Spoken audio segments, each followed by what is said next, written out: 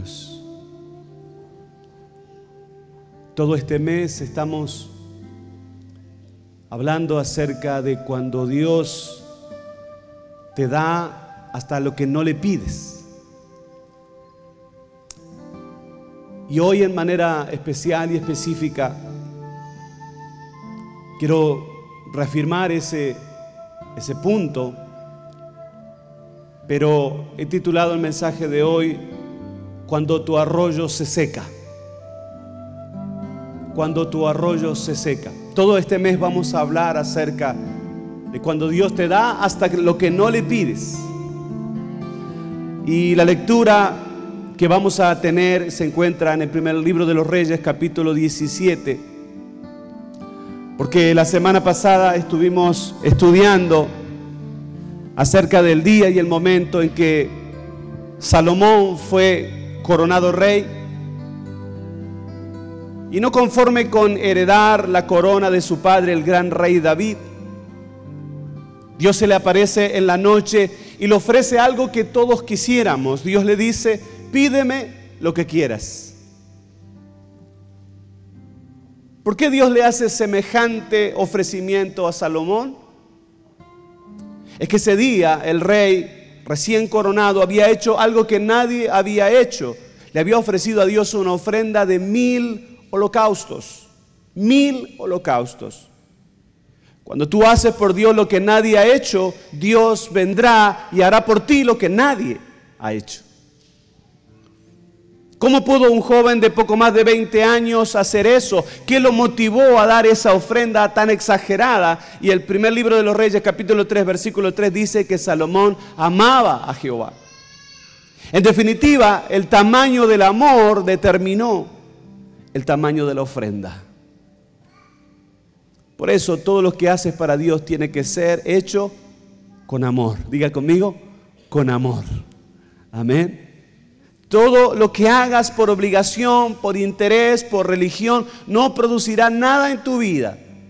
Pero la ofrenda exagerada de un corazón que ama exageradamente producirá también una bendición exagerada. Pero hoy no vamos a estudiar acerca de fiestas, palacios, abundancia de holocaustos, sino todo lo contrario. ¿Cuántos dicen: Señor, háblame en esta tarde? ¿Cuántos dicen: la palabra de hoy es para mí? Amén. Si usted acepta esta palabra para usted en este día, denle un aplauso al Señor. Aleluya. Tenemos una palabra para los niños también. Vamos a invitar a todos los niños a salir para su clase. Pero usted prepare su corazón y decir: Dios, háblame en esta tarde. Has venido a recibir mi palabra para mí. Queremos hacer extensivo este aplauso también, lo vamos a dar de nuevo a toda la gente que mira nuestros videos en YouTube y nos escriben de México, de Guatemala, de Argentina, de Uruguay, de tantos lugares. Queremos bendecirles desde la Iglesia Luz para las Naciones en Chattanooga, Tennessee, y les amamos y nos gozamos de que esta palabra llegue a tantas vidas en tantos lugares tan lejanos. La historia de hoy no habla de palacios ni de fiestas, sino de soledad, de escasez y temor. Hay personas que se han quedado solas, sin provisión, sin recursos y sin ayuda. Pero es precisamente cuando nadie te puede ayudar y que se acaban tus posibilidades, que se crea el escenario perfecto. Diga conmigo: el escenario perfecto para la manifestación de lo sobrenatural de Dios en tu vida. Cuando entras en una crisis, Dios ya abrió la puerta por donde te va a sacar de esa crisis. Aleluya. Yo, si hubiera entendido eso, ya le hubiera dado un aplauso a Cristo. Aleluya. Cuando entras en una crisis, Dios ya abrió la puerta por donde te va a sacar de la crisis. Aleluya, aleluya.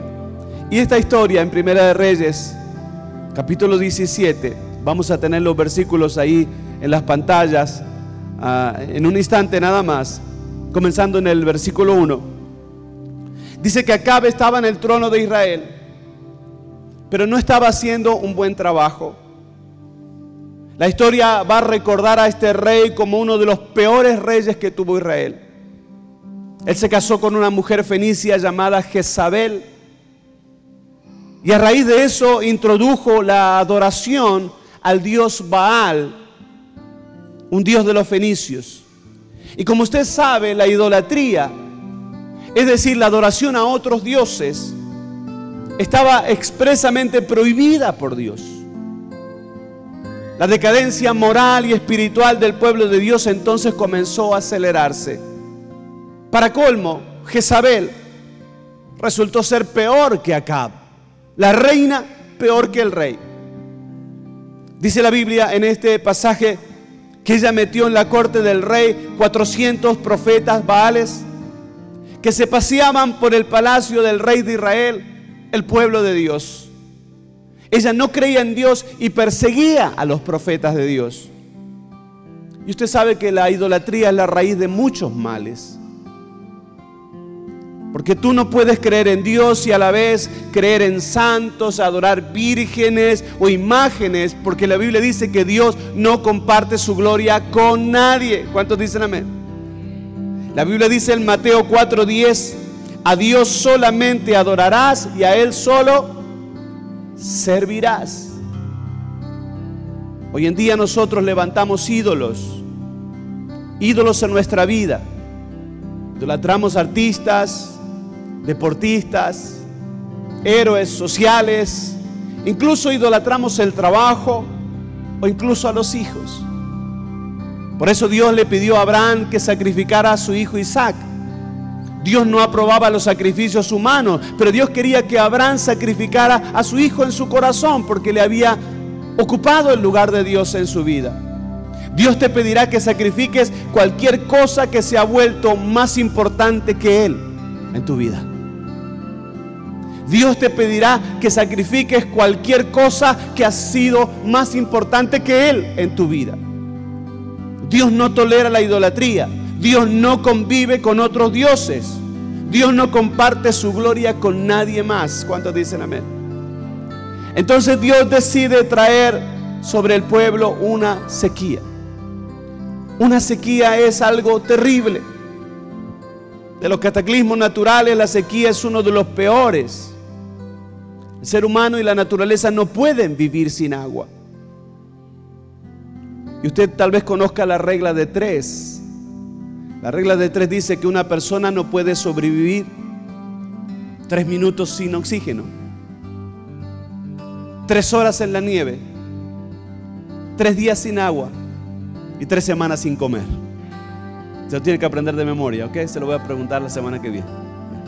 La regla de 3 dice: no se puede vivir 3 minutos sin oxígeno, 3 horas en la nieve, 3 días sin agua, 3 semanas sin comida. La sequía afecta a las personas, a los animales, a las plantas, a la producción, a la tierra, al clima, a todo. Y es así como Elías, el profeta de Dios, es enviado a la corte del rey Acab a darle este terrible anuncio. Primera de Reyes 17, versículo 1. El profeta le dice: hoy comienzan unos años de sequía que van a terminar solo cuando yo dé la palabra. Es decir, cuando yo dé el anuncio, dice el profeta. Ahora imagine el impacto de esa profecía, porque el rey Acab conocía a Dios y sabía que la palabra era verdadera. Israel era una sociedad agrícola, una tierra que dependía de la lluvia, o sea, una sequía iba a destruir la economía del país. Y es interesante, porque Baal era el dios de la lluvia y el trueno, y Dios los castiga decretando una sequía. ¿Podría el Dios de la reina Jezabel salvar a Israel? ¿Puede el ídolo que tú levantas en tu vida salvarte de aquello que Él mismo ha creado?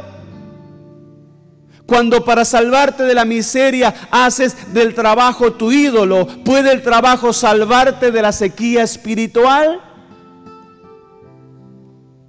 Cuando colocas otras cosas u otras personas por encima de Dios en tu vida y te alejas de Él, ¿pueden esas cosas o esas personas acercarte a Dios? Cuando hablamos de la familia hace unas semanas ya lo dijimos: el que te hiere no te puede sanar. De la misma manera, el que te aleja de Dios no te puede acercar. Lo que te aleja de Dios no tiene el poder de acercarte a Dios. Entonces la palabra fue soltada. La palabra de Dios en boca del siervo de Dios es poderosa. Y Elías le dice: la sequía terminará cuando yo diga que termina. La orden no la dio el profeta, la dio el Dios del profeta. El profeta es el que marca los tiempos. Cuando habla la palabra, se activa.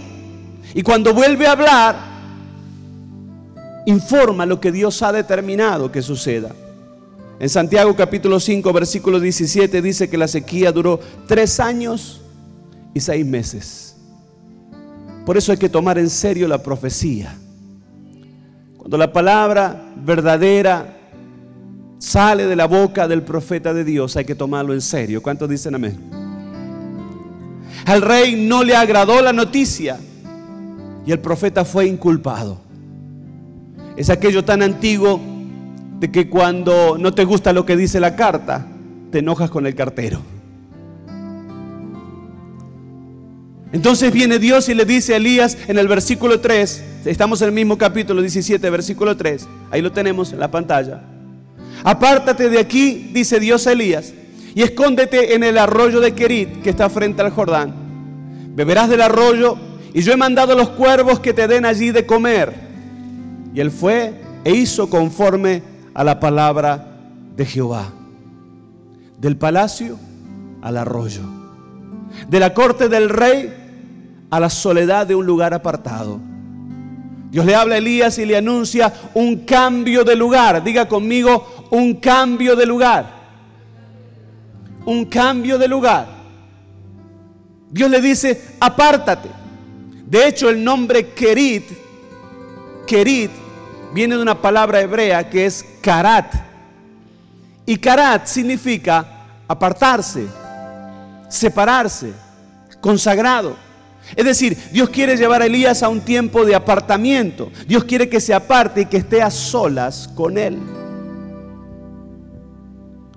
Porque los tiempos de sequía en nuestra vida son oportunidades únicas de venir y estar a solas con Dios. Cuando hay abundancia, sobran los amigos. ¿Alguien dice amén? Pero cuando hay escasez y sequías, las personas desaparecen de nuestro lado. Es bueno apartarse a solas con Dios. Todos necesitamos nuestro arroyo de Querit.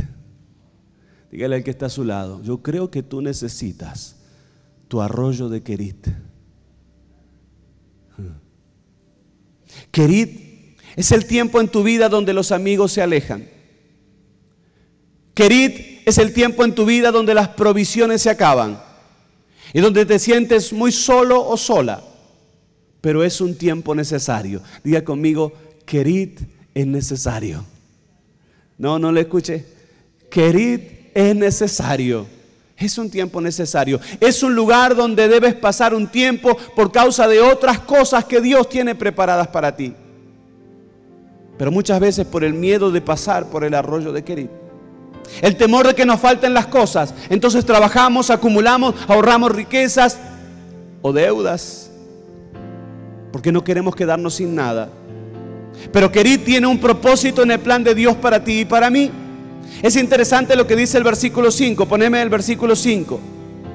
Que Elías hizo como Dios le ordenó y se fue a Querit. Hizo conforme a la palabra de Jehová. Y este es el desafío: ¿te mueves por la palabra de Dios o te mueves por las circunstancias? Hay personas que toman decisiones sin consultar con Dios. Vienen y se van y nunca oran a ver si es la voluntad de Dios. Elías se fue a Querit porque esa era la voluntad de Dios. Entonces llegó al arroyo. Y aunque el arroyo de Querit va a ser un lugar de soledad y prueba, Dios le asegura a Elías que no le va a faltar la provisión. Y le dice: vas a beber agua del arroyo, vas a tener comida. Pero oh sorpresa, la comida te la van a traer ¿quién? ¿Quién? ¿Estás seguro? ¿Cómo los cuervos van a traer comida? Sí, dice, la comida te la van a traer los cuervos. Pero los cuervos no se dedican a transportar comida. Ellos no trabajan en Pizza Hut. Ellos, al igual que los buitres, son unos animales muy agresivos. Son feos y comen el resto de basura. Comen las entrañas de los animales muertos. Los cuervos especialmente comen la placenta de las vacas cuando dan a luz. Lo peor de lo peor cae en esos picos fuertes que los cuervos tienen. Sin embargo, Dios le dice a Elías en el versículo 4, usted lo puede leer ahí, el versículo 4 y el 6. Yo he mandado a los cuervos que te den de comer. Y dice que los cuervos le traían pan y carne de mañana. ¿Y qué más? Y pan y carne por la noche. Cuando Dios te mueve a un lugar, Él ya sabe cómo va a proveer lo que vas a necesitar, porque Dios siempre tiene provisión para los que obedecen su visión. Aleluya. Cuando Dios te mueve de un lugar a otro, Dios ya previó la manera en que Él te va a sustentar, porque siempre hay provisión cuando obedeces su visión. De la misma manera, Dios no está obligado a proveerte cuando tú te has movido por tu cuenta, cuando tú tomas decisiones sin buscar la voluntad de Dios. Pero todos aquellos que están donde están por causa de haber obedecido el llamado de Dios, Él siempre proveerá todo lo que necesitas para hacer su voluntad. Denle un aplauso a Cristo en este día. Aleluya. Pero hay una cosa que nunca te tienes que olvidar. Dios va a usar los cuervos si es necesario para bendecirte y proveerte. Pero cuidado, los cuervos siempre serán cuervos. Los cuervos no son palomas. Toma la provisión, bendice a los cuervos que te la traen y luego déjalos ir. No trates de retener a los cuervos en tu vida. Mi abuela decía, un versículo bíblico que no está en la Biblia,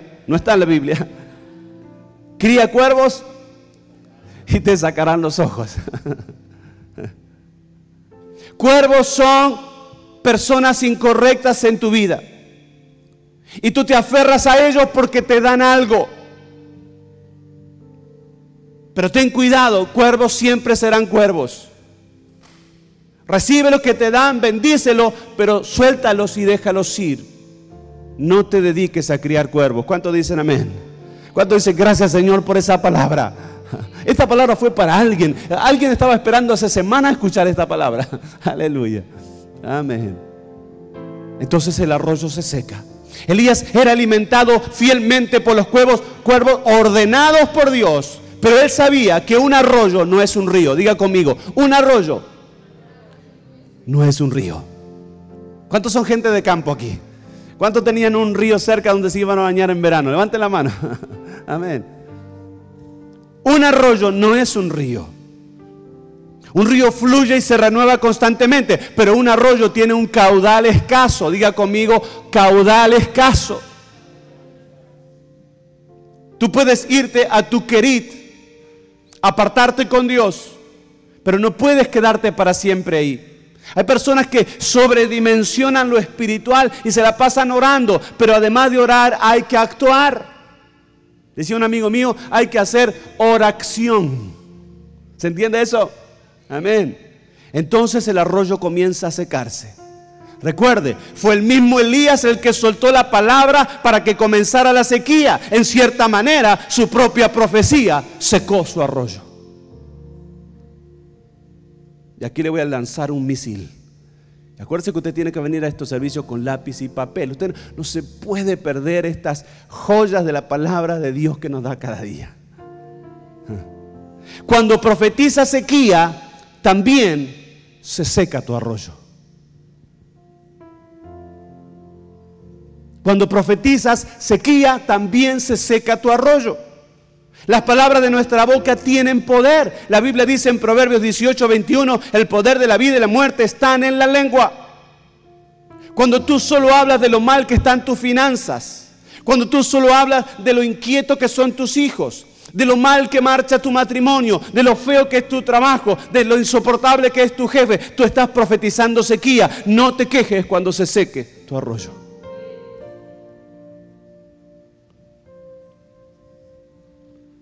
Recuerda que un arroyo no es un río. Kerit es una parada temporal en tu vida. No puedes quedarte a vivir en Kerit. Ya no tiene agua el arroyo. Hay personas que insisten con relaciones tóxicas que solo le hacen daño, pero que no quieres cortar. Hay personas que se aferran a un trabajo donde ya no hay nada para ellos, solo porque los cuervos le traen comida. Hay personas que se conforman y se resignan con mucho menos de lo que Dios quiere darles. Ellos dicen un versículo bíblico, otro más que no es bíblico, sino que es diabólico, que dice, mejor lo malo conocido que lo bueno por conocer. ¿Cómo se saben ustedes tantos versículos bíblicos que no están en la Biblia? Gracias. Dicen, mejor lo malo conocido que lo bueno por conocer.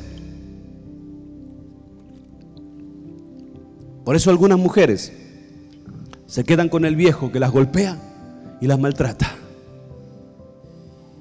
Por eso algunos hombres se quedan con el empleo donde el jefe los humilla y los explota. Pero Dios no quiere eso. Cuando se seca el arroyo, Dios le dice a Elías, no te puedes hacer amigo de los cuervos. Levántate, vete a una ciudad llamada Sarepta de Sidón y mora allí, y yo he dado orden a una mujer viuda que te sustente. Oiga, es interesante cómo Dios, cuando tú entras en una crisis, ya abrió la puerta que te sacará de ella. Pero las puertas abiertas de Dios se activan por la obediencia nuestra. ¿Cuántos dicen amén? Entonces vamos a ver los milagros en Sarepta. Nuevamente Dios trata de direccionar al profeta Elías. Nuevamente Elías tiene que moverse en fe hacia donde Dios le está indicando que se mueva. Nuevamente el profeta, sin comprender las razones y los detalles, decide obedecer a Dios. Dije, sin comprender las razones ni los detalles, decide obedecer a Dios. Sin comprender las razones y los detalles, decide obedecer a Dios.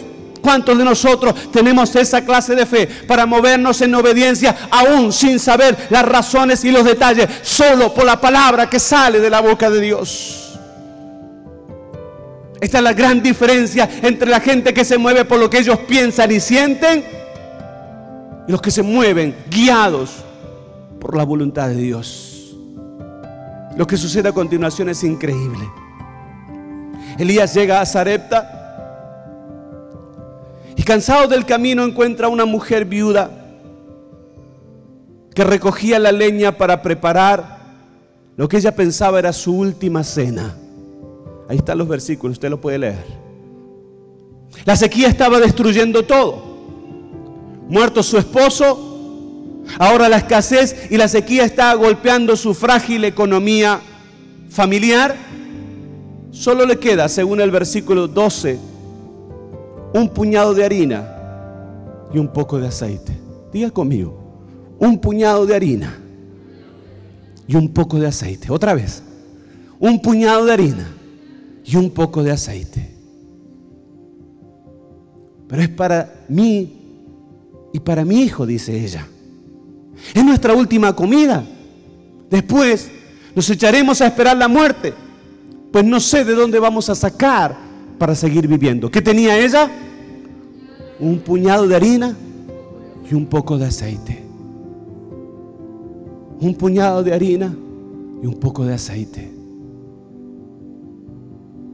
Eso describe cuando ya te estás quedando sin nada, cuando gastaste todo lo que tenías, cuando has guardado lo último para el peor momento, lo último de tu dinero, lo último de tu fuerza, lo último de tu alegría.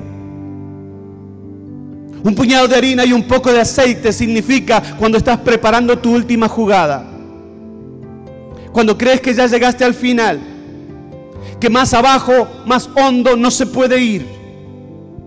Cuando vas a tomar la última pastilla de una medicina que ya no vas a poder comprarla otra vez. Cuando retiras del banco tus últimos $100 o 10.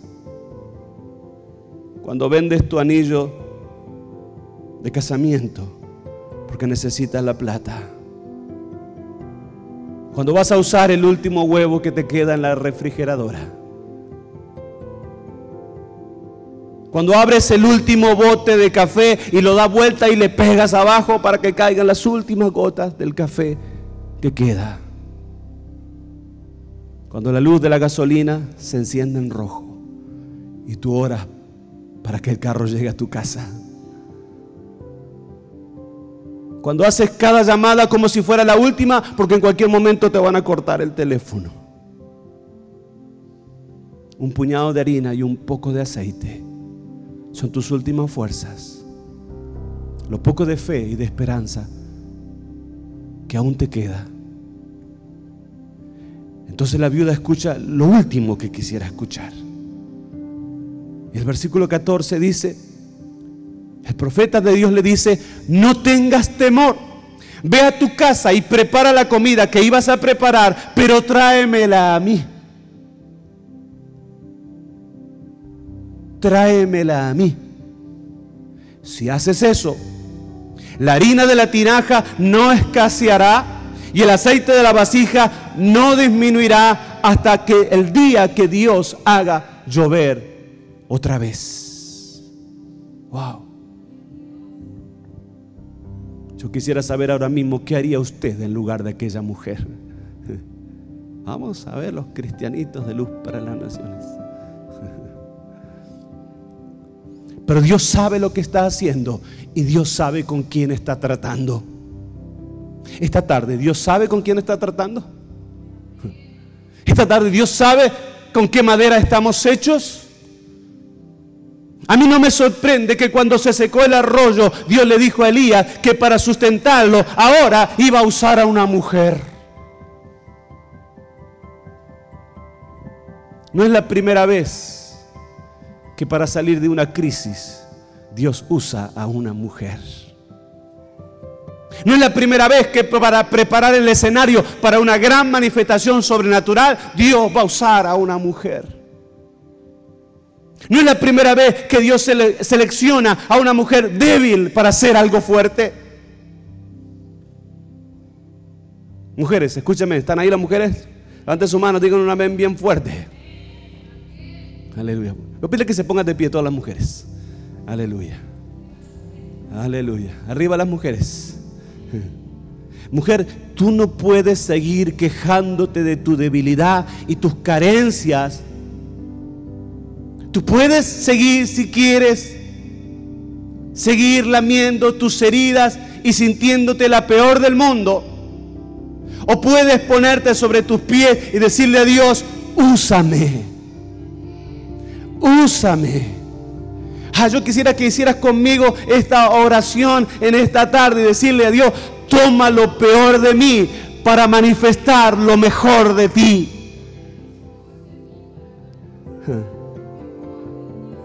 Toma lo que no tengo para poner todo lo que tú tienes. Toma mi debilidad para manifestar tu poder y tu fuerza.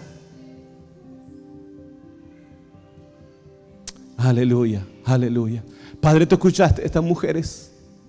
Señor, te presento este grupo de mujeres para que las uses. Señor, mira, algunas son débiles y algunas están pasando por pruebas y crisis muy difíciles de soportar. Pero tú eres especialista en encontrar a alguien débil para avergonzar a los fuertes. Tú eres especialista en levantar a alguien caído para avergonzar a los firmes. Pongo delante de ti todas aquellas mujeres y todos aquellos hombres que se sienten sin recursos, que no tienen una puerta por donde salir, que no tienen fuerza ya en su voz ni en su vida, para que tú te hagas fuerte en nuestra debilidad. Aleluya. Tomen asiento. Lo que hace la mujer es emocionante. Lea el versículo 15. Entonces ella fue e hizo como le dijo Elías. E hizo como le dijo Elías. ¿Qué le dijo Elías?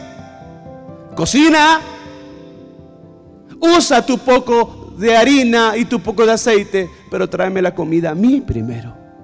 Y la mujer fue e hizo como dijo Elías, y comió él, y comió ella, y comió su casa muchos días. Y la harina de la tinaja no escaseó, ni el aceite de la vasija menguó, conforme a la palabra que Jehová había hablado por Elías, el profeta de Dios. Tal vez para nosotros no hubiera sido una decisión fácil. ¿Qué vas a hacer con lo último que te queda? ¿Vas a comerte lo último que te queda? ¿Qué haces cuando Dios te pide lo último que te queda? ¿Vas a gastar en ti el último recurso o lo vas a usar para hacer un acto de fe que te abra la puerta a lo sobrenatural? La viuda pensaba usar lo último que le quedaba para hacer su última comida y después morir. Pero Dios va a usar lo que ella le entrega para desatar un milagro de abundancia que será su provisión por muchos días. Lo último que tienes, si queda retenido en tu mano, produce muerte. Pero si lo colocas en las manos de Dios, produce abundancia. Aleluya. Por eso hay que entender bien la diferencia. Cuando nosotros venimos a la iglesia y damos diezmos y damos ofrendas. Y aquí es el momento donde vamos a recoger nuestros diezmos y ofrendas de este día. Las ofrendas son nuestras. Y se las damos a Dios en gratitud por todo lo que nos ha bendecido. Dice la Biblia, prepara tus ofrendas conforme fuiste prosperado, proporcionalmente a como fuiste prosperado. Las ofrendas son tuyas y tú le das a Dios en gratitud. Pero los diezmos no, porque los diezmos no son tuyos ni míos, son de Dios. Y se los damos porque son de Él. ¿Tú puedes entender esa diferencia? Hay veces hay gente que dice, no, todo lo mismo. Entonces pone ahí, todo lo mismo. No es todo lo mismo. Y si tú pones todo lo mismo, tú no recibirás la bendición correcta. Tú no verás producir tu semilla en la tierra de Dios porque estás confundiendo las cosas. Ofrendas son mías, pero le doy a Dios en gratitud. Diezmos son de Él. Se los doy porque son de Él. Aleluya. El arroyo fue la provisión individual. Pero en la ciudad de Sarepta la provisión es compartida, es la provisión mayor, es la multiplicación que afecta a todos. La provisión sobrenatural viene después que se nos seca el arroyo. Así que si hay alguien en esta tarde que está a orillas del arroyo Querit, la buena noticia es que la bendición sobrenatural viene después que se te seca el arroyo. Cuando estás al lado del arroyo, estás a solas con Dios. Dios está hablando contigo, está tratando, está trabajando en tu vida. Cuando se seca el arroyo, no es momento de echarte a morir. No es momento de decir, Señor, llévame. No es momento de criar cuervos. No es momento de depender de los cuervos. No es momento de hacerte amigo de los cuervos. Los cuervos, recibe lo que te traen, bendícelo y déjalos ir.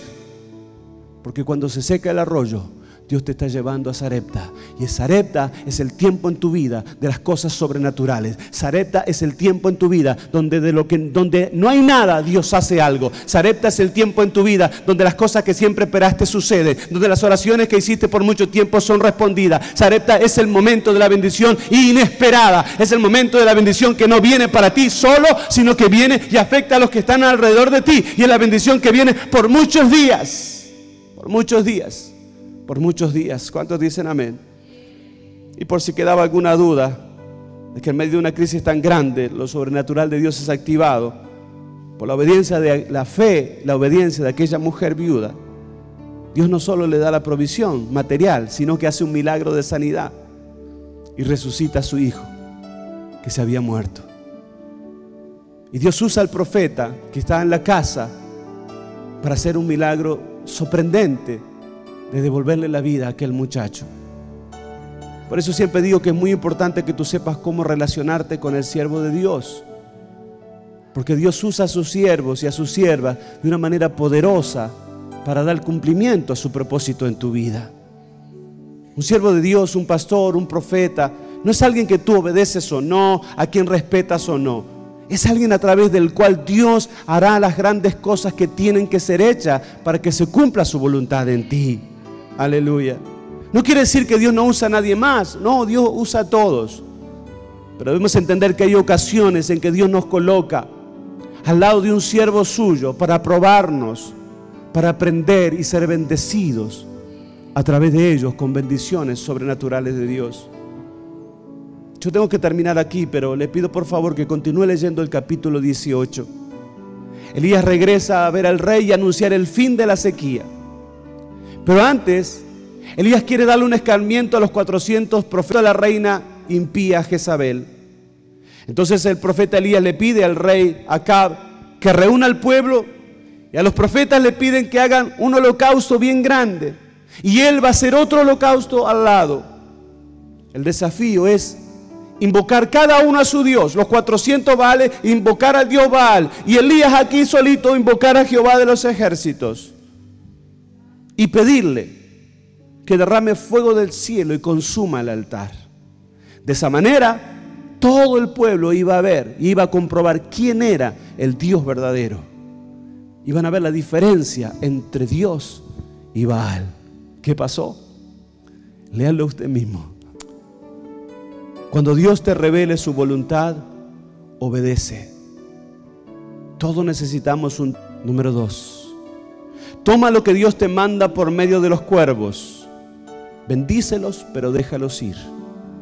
Cuervos siempre serán cuervos. No te aferres a la gente incorrecta.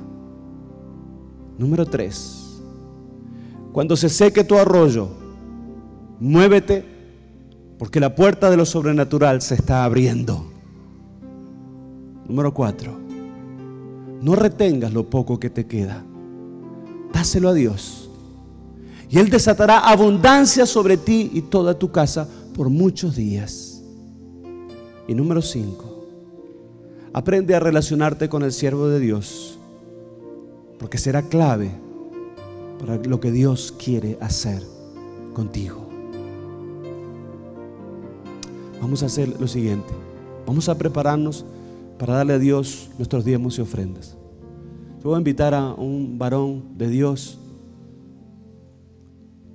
que ha sido bendecido por Dios y que cree en estas cosas, y que todas las semanas me bendice a mí cuando me comparte: pastor, el Señor me habló sobre esto esta semana, y me da unos pensamientos tremendos sobre la fe y la obediencia y la abundancia que solo Dios puede dar.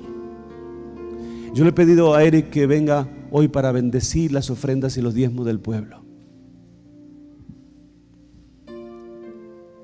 Yo quiero que esta tarde tú entregues tus ofrendas y tu diezmo como un acto profético de fe, y que tú creas que si se secó el arroyo, no es porque viene tu final, sino porque se está abriendo la puerta de lo sobrenatural en tu vida. Lo sobrenatural, tú no puedes esperar a ver de dónde va a venir.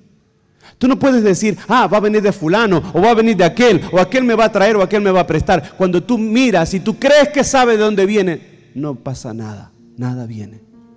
Lo sobrenatural viene del lugar menos pensado, de la gente que tú ni imaginas, y aún de gente que tú ni conoces. Y yo profetizo esta tarde en este lugar que algunos de nosotros vamos a ser bendecidos en los próximos días por gente que ni siquiera conocemos. Y yo anuncio bendiciones materiales y bendiciones espirituales, sobrenaturales, sorpresivas y sorprendentes. Porque si tu jefe te dijo que te va a aumentar el salario esta semana, eso no es una sorpresa, porque ya lo sabes. Pero lo que viene de Dios viene sorpresiva y sorprendentemente. Si usted lo quiere recibir, póngase de pie. Y prepare sus ofrendas y sus diezmos. Las hermanas van a pasar aquí y van a estar listas para recibir. Si usted necesita un lápiz o un sobre, le pide a ellas, ya se lo van a dar. Si usted quiere poner su información, sus datos, lo puede hacer. You are peace when my fear is crippling. You are true, even